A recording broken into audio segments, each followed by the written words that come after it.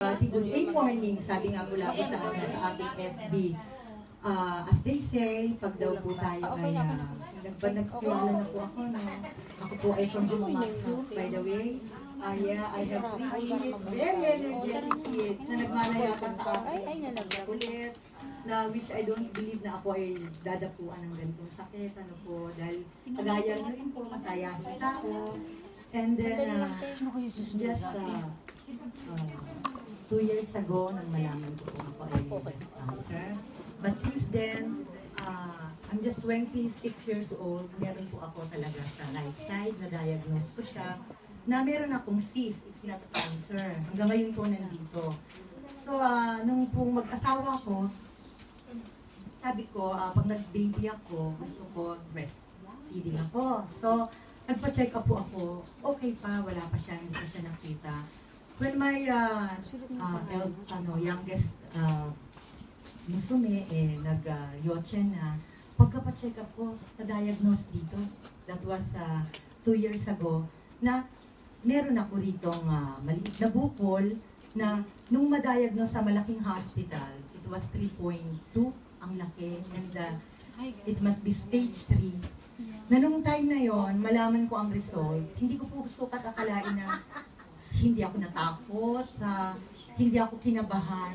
What I felt that time is, sabi ng doktor ko, kasi umuwi ka na sa inyo, at sabihin mo sa asawa mo na pag-usapan nyo ang schedule mo para magkayo ka sa malaking hospital. At that moment, ang naisip ko, well, I have to leave. Ba't kailangan umuwi ako ng bahay?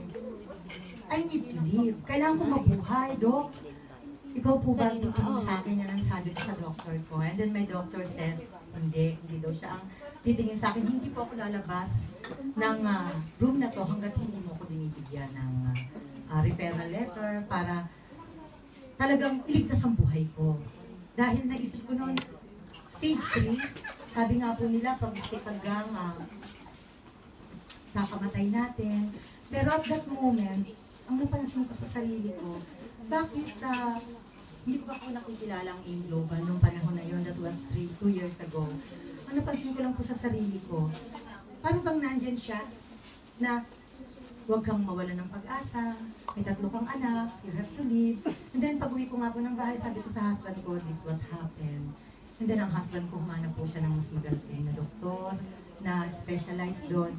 And then nung po I met a friend na pinakilala niya ang AIM Global sa akin. At that moment po, umiinom ako ng ibang supplement. Kaya uminom po ako ng supplement na supply po ng brother ko sa Philippines. Nung time na yon, para po sa akin, kahit ano, gagawin mo mabuhay ka lang, you have a kids, yeah. Ang hindi po nawala sa akin talaga, yung strong faith na, kumbaga, may cancer ka, para sa'yo mamamatay ka. No, kung ano yung nasa harapan mo, pagpasalamatan mo, buti ako. Kailangan kong kumilos, kailangan kong mabuhay, what will I do? And then, nang pinainom po ako ng friend ko ng supplement, what we call AIM Global, nasabi ko sa sarili ko, what is the difference of this? Pero, siguradong supplement siya, siguradong maganda siya. So, when the operation surgery came, dumating po ang araw ng surgery, in-stop ko po actually ang pag-inom ng AIM Global dahil hindi po ako tinutukan ng nag-alok sa akin. And then, ang napansin ko nga po, bakit ganun? Sa dain ng mga nag-take ng chemo, hindi ko po dinanas ang bedridden. Sabi po nila, dadating ang time na pag nag-chemo ka, malalagas ang buhok mo, hindi ka makakakain, ba't ka manghihina, hindi ka makakakain. Sabi ko, that times, kakain ako. Sabi ko sa husband ko, Daddy, gawin mo siyang juice, ipilit mo siyang ipasok sa bibig ko. Kumbaga, nasabi ko sa sarili ko, bakit ba nanghihina ang tao? Kasi hindi ka kakain, mawawalan ka daw ng panlasa. Hindi ako pumayat, mga brothers and sisters. Ako ay tumaba lalo. Gaya na nga yung nakikita, I gained 10 kilos since ang mag-chemo ako. And then, nung naipakilala sa akin ang AIM Global, ang sabi ko sa sarili ko, bakit hindi ko dinanas yung mga dinadanas na sinasabi nilang Pasensya na po. Sinasabi lang, hindi ka makakakain, papayat ka, malulost ang hair mo. Yes, really. I lost my hair, but not my faith to live. Yeah. Almost 1 year. Nawala po akong buhok. I don't care. May buhay ako. Hanggang sa dumating ang new friend, my new friend introduced this AIM Global. Wala nga siya. Sa una po, ang paggamit ko ng AIM Global is just na-enjoy po ako sa narinig kong hindi po sa product, kundi po sa benefits. Sa katotohanan lang po. Ang sabi ko sa sarili ko, benefits. Ilang beses na ako ipadala sa mga tito ko. Namatay sila, hindi ko kukunin ng bangkay sa hospital dahil walang pambayad. Nagpa-member ako ng 3 heads. Nagpa-member ako ng 3 heads. Nung malaman ko ang benefits, pinamember ko ang mga kapatid ko. So natambakan ako ng product, ininom ko ang product. Napansin ko mga sister, nung uminom ako ng product, kumipikit lang na ako saan to. Gumagalaw pa rin ang katawang ko.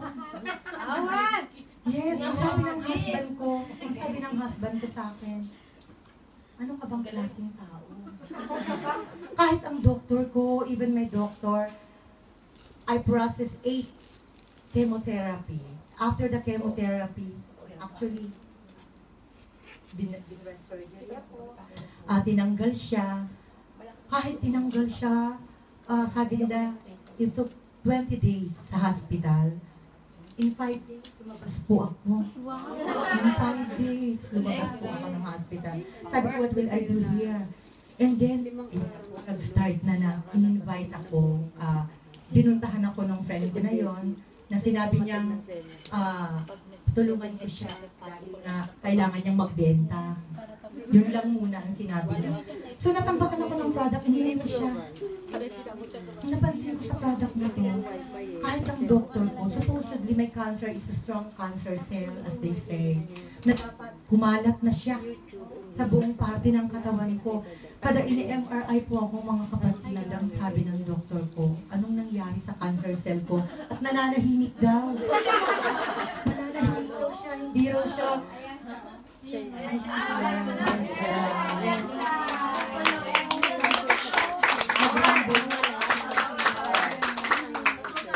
And then, nang matapos po ang aking 18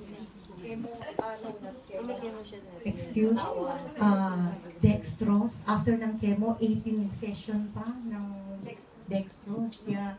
Dahil para daw wag kumalat ang cancer cell. It's just, kailan ba siya natapos? This month of June, natapos siya lahat.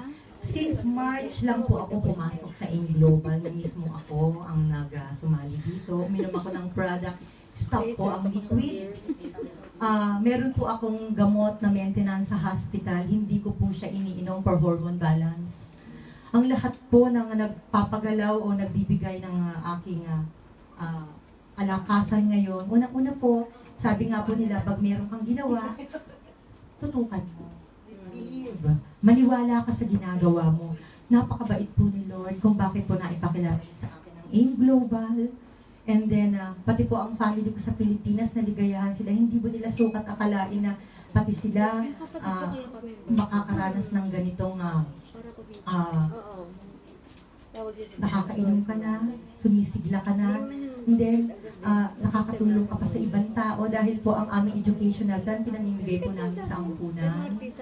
Dahil sabi nga, power po talaga. Kumbaga, amen. Ang sabi ko nga po sa sarili ko, maniwala ka sa isang bagay na iyong pinasukan. Kahit sabihin natin cancer ka, buhay ka. Kumbaga, positive thinking. Hindi ka dapat, yun nga po ang gusto kong maging mensahe sa inyong lahat. Ang ospital po, lalo na't may sakit, hindi po doon puntahan ng nag-iisa. Samahan niyo po siya. Dahil hindi ka pwedeng makipagtawanan pag mag-isa ka. Ang pagtawa, isa rin po sa, isa rin pong lunas, therapy, and then, umiinom ka ng AIM Global. Actually, ngayon po, ang iniinom ko po, Perfect White. Ang sabi po ni partner Elmi Rose, ang Perfect White is hindi na papuputiin niya ang liver mo, which is uminom ka ng chemo, gumamit ka ng